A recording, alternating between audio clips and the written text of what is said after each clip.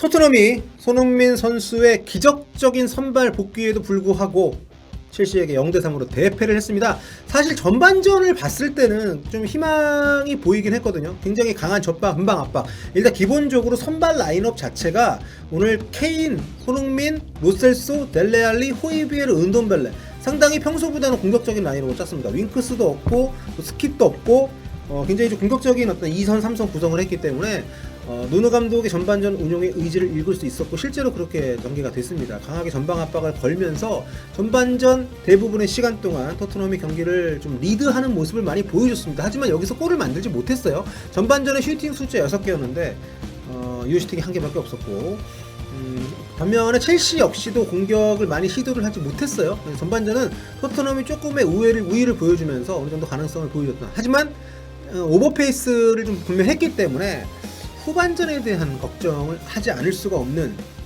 그런 경기 내용인데, 그러니까 축구에서는 확실히 정말 엄청나게 격차가 있는 그런 팀들 간의 경기가 아니면 분명히 그 기회가 옵니다. 기회가 오고 그런 자기들의 흐름이 왔을 때 얼마나 빠르게 성과를 내느냐, 그게 이제 성패를 가르는 건데, 특히 이렇게 물론 첼시가 더 강한 팀이긴 합니다만 이렇게 좀 라이벌이라고 할 수 있는 팀들 간의 경기에서는 본인들에게 기회가 왔을 때 골을 만드는 게 중요한데, 토트넘은 리드를 잡았지만 결과적으로 이걸 골로 변환을 시키지 못했고요. 그리고 결정적인 상황을 그렇게 많이 만들지 못하면서 전반전의 어떤 가능성만 아는 채로 끝이 났습니다. 근데 아쉬웠던 거는 이런 전반전에 강력한 전방 드라이브 압박 걸었던 것이 후반전 시작하자마자부터 바로 결정으로 드러났죠. 특히 첼시의 투엘 감독이 전반전 경기를 굉장히 마음에 안 들어 하면서 메이슨 마운트를 빼고 후반 시작과 함께 은걸로 캉테를 집어넣습니다. 캉테가 컨디션의 100%가 아니란 얘기가 있었는데 나와서 뛰는 거 보니까 엄청 잘하더라고요. 아무튼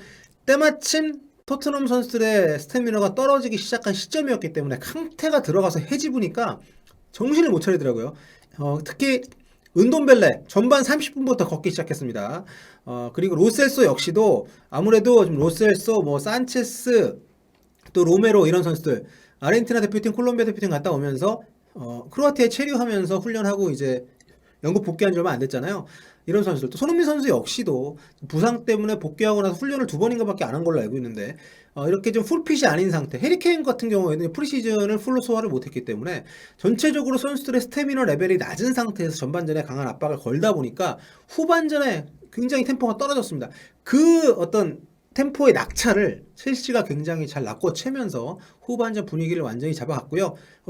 여기 그 양 팀의 어떤 주도권 맵을 보면 후반전은 완전히 첼시가 장악을 했던 것을 확인을 할 수가 있습니다. 굉장히 아쉬운 게 뭐냐면 누누 감독이, 저는 선발 라인업과 경기 시작 포메이션 굉장히 좋았다고 생각을 해요. 손흥민 선수가 훈련량도 부족하고 근육 부상 재발할 우려가 있기 때문에라고 저는 보는데, 케인을 왼쪽 윙어로 돌리고 손흥민 선수를 최전방 공격수로 세워놨단 말이에요. 그러니까 그렇게 하면서 굉장히 2선, 3선에서 압박 강하게 걸면서 굉장히 좋은 출발을 했는데, 문제는 교체 타임을 놓쳤다는 거죠.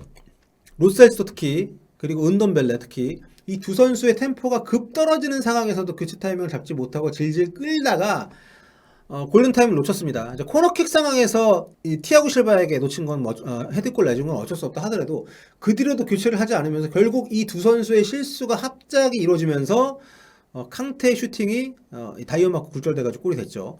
그게 이번 경기에서 결정적인 승부처였다고 봅니다. 그 뒤에 이제 교체를 했습니다만, 물론 모우라도 없고 베르베인도 없는 상황에서 교체 카드가 마땅치 않긴 했습니다만, 운동벨레 거의 못 뛰고 전반전 막판에 그 렌즈 빠져가지고 한창 헤매던 그런 장면도 있었는데, 적절한 처방이 이루어지지 못하면서 사후 약방문이 됐습니다. 뒤늦은 교체.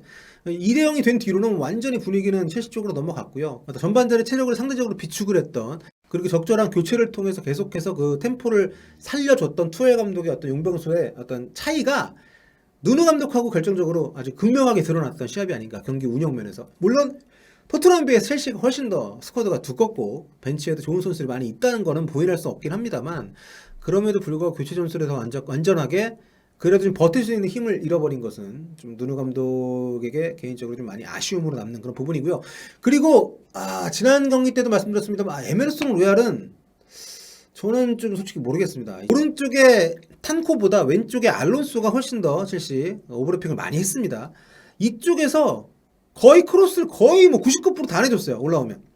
게다가 이제 그 에메르송 로얄 앞쪽에, 그러니까 토트넘 입장에서 오른쪽 수비 쪽에 은돔벨레하고 로셀소가 그쪽 커버를 맡았잖아요. 근데 이 두 선수가 체력 안 좋고 걸어다니고 이러면서 에메르송 로얄이 더 좀 많이 노출이 되면서 그쪽을 집중적으로 이제 첼시가 공략을 하면서 전체적인 밸런스가 이제 무너진 부분도 확실히 있었기 때문에, 그러니까 좌우의 어떤 균형이 맞춰지지 않는 상황에서 아주 좀 고생을 할 수밖에 없었던 토트넘이다. 그리고 2대 0이 된 이후에도 첼시가 그렇게 공격적으로 막 힘을 쏟지 않았음에도 불구하고 전체적으로 볼 점유 자체를 뭐 첼시가 놓치질 않았기 때문에 토트넘이 거의 한 후반 30분 이후부터는 거의 무기력하게 뭐 정말 아무것도 하지 못한 채로 무너지고 말았던, 후반전에 슈팅 2개밖에 못했습니다 토트넘. 마지막에는 손흥민이 다시 왼쪽으로 돌아오고 케인이 전방으로 올라갔습니다만 그게 아무 뭐 의미가 없을 정도로 전방으로 볼 침투가 없었고요.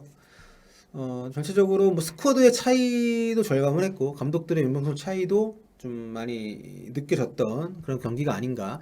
좀 약간 걱정이 되는 게 손흥민 선수가 중간에 좀 충돌했던 상황들이 좀 있었습니다.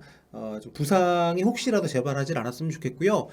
그리고 손흥민 선수가 전반전에 체력적으로 그래도 어느 정도 유지가 되고 있던 상황에서 몇 차례 좋은 장면들을 보여줬습니다. 특히 전반전 19분에 손흥민 선수가 등지고 레길론 선수가 전진할 때 정말 기가 막히게 볼을 빼줬던 장면 있잖아요.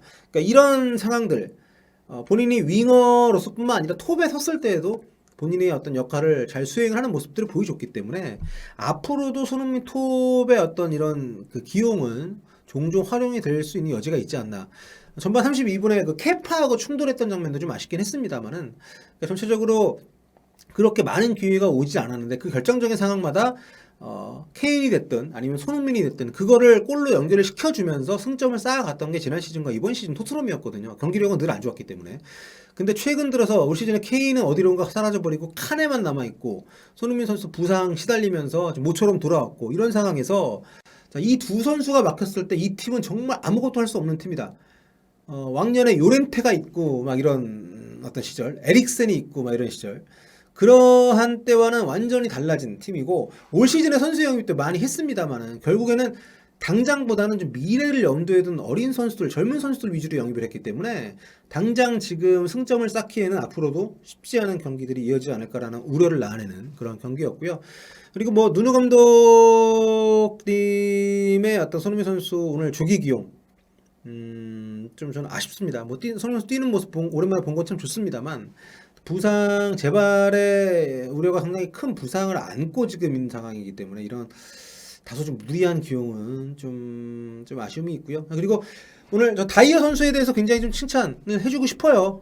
예년에 비해서 실수가 눈에 띄게 줄었고 오늘 비록 굴절골의 어떤 희생자가 되긴 했습니다만, 그리고 로메로 선수도 아주 오늘 좋은 모습 보여줬기 때문에 다이어, 로메로, 산체스 이 세 선수가 있는 센터백은 괜찮습니다. 근데 양쪽 풀백, 특히 이제 에메르송 로얄 아니면 도어티가 있는 탄강가가 지금 오늘 그 지난 경기 퇴장 때문에 빠졌습니다만 이 오른쪽 풀백 자리는 굉장히 걱정이 된다는 생각이 좀 들고요.